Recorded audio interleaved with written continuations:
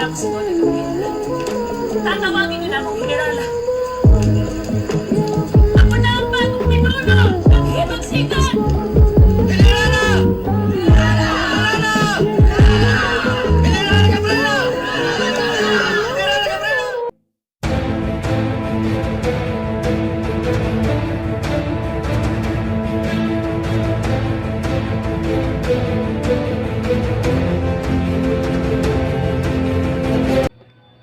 Ako, si Maria Josepa Gabriela Silang, o mas kilala bilang Gabriela Silang.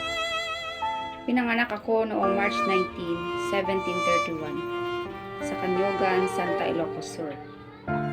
Ang aking ama ay si Anselmo Carino, at ang aking ina ay isang taga-Itneg mula sa Abra.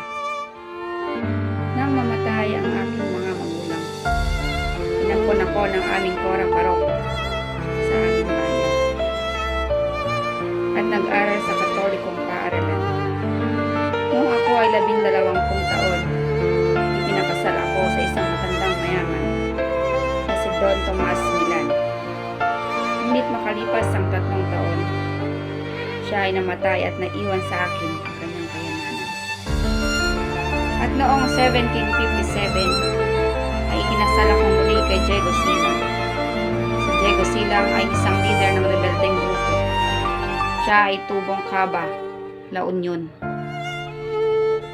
Kusang loob akong sumapi sa kilusan ng aking asawang si Diego, na may masidhing layunin para palayain ang buong bayan ng Ilocos mula sa mga kamay ng mapagsamantalang mga Kastila.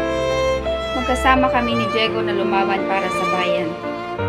Ngunit sa kasamaang palad, pinatay siya ng itinuturing niyang kaibigan, si Miguel Vicos, isang mistisong Kastila. Labis kong dinamdam ang masalimuot na pagkawala ng aking asawa. Kung kaya dahil dito, pinag-alab ko ang aking pakikipaglaban sa mga Kastila. Pinangunahan ko ang naiwang grupo ni Diego.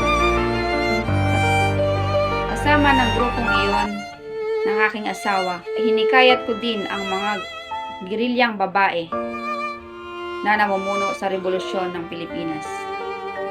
At buong tapang naming sinalakay ang mga mapagsamantalang dayuhan sa Ilocos. At dahil dito, mas tumindi ang pagnanais ng mga Kastila na ako ay patayin. Nalaman ko agad ang balita, kaya pansamantalang kaming nagtago sa Piding Abra at nagtayo ng mga headquarters. Noong September 1763, muli kaming bumalik sa Bigan upang muling makipaglaban. Ngunit sa pagkakataong ito ay higit na malakas at marami ang mga sundalong Kastila. At sa kasamaang palad, madami ang namatay sa aking mga kasamahan, kasama ang aking tiyuhin at iba pa. Ako at ang 8 kong mga kasamahan lamang ang natira.